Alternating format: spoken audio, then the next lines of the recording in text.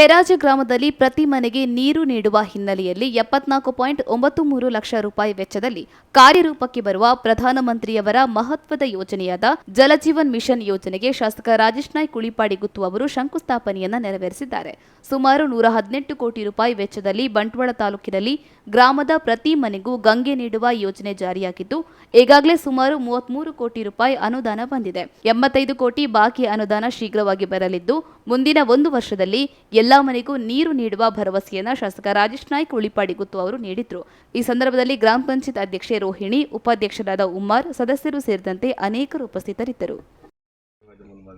ಈ ಎನ್ನ ಕ್ಷೇತ್ರಕ್ಕೆ ಸುಮಾರು 33 ಕೋಟಿ ಆಲ್ರೆಡಿ ದುಡ್ಡು ಬೈದರು. ನನಗೆ 85 ಕೋಟಿಲ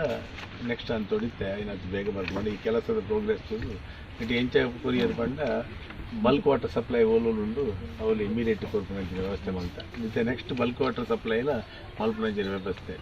ನಮ್ಮ ಕ್ಷೇತ್ರದ ಆಲ್ಮೋಸ್ಟ್ ನನಗೆ ರಡ್ಡು ಒರ್ಮ ಪಂಚಾಯತ್ ಬಲ್ಕ್ ವಾಟರ್ ಸ್ಕೀಮ್ ಆಡಿಂದ ಐತ ವ್ಯವಸ್ಥೆ ಐತೆ ಮಲ್ತದನು ಐತೆ ನಮ್ಮ ಬೆಳ್ಳೂರು, ಬಡಗಬೆಳ್ಳೂರು, ಬೆಳ್ಳೂರು, ಕರಿಯಂಗಳ, ಅಮುಂಜ ಈ ಗ್ರಾಮಗಳು ಜಾದಿ ಆ ಗ್ರಾಮಗಳು ಐತೆ 50 ಕೋಟಿ ಪೀರ ಐಕ್ಲ ದೀಂಡು ಅವ್ರು ಬಲ್ಕ್ ಆಗಿ ಕೂಡಲೇ ಪೀರ ಆ ಪಂಚಾಯತ್ಲೆಗಳ ಮಾತಾ ವೀರಕಂಬ ಈ ಮೇಯ್ತ ಬೋಳಂತೂರು ಬೊಕ್ಕ ಈ ಮೇಟ್ಲ ಸ್ವಲ್ಪ 300 ಸ್ವಲ್ಪ ಕೂಡದು ನಂಗೆ ಉಳ್ಳಾಳದ ಪ್ರಾಜೆಕ್ಟ್ ನಮ್ಮಟ್ಟೆ ಜಾಕ್ವೆಲ್ ಕೊರ್ಪುನ ವ್ಯವಸ್ಥೆ ಕೊಟ್ಟಿದ್ದು ಆ ಭಾಗದ ನೀರು ಬೇರೆ ನಮಕ್ ಕೊರ್ಪುನಾಗಲ ಅವಲ ವ್ಯವಸ್ಥೆ ಮಾಡ್ತಾರೆ ಅಂಚದು ನೂದು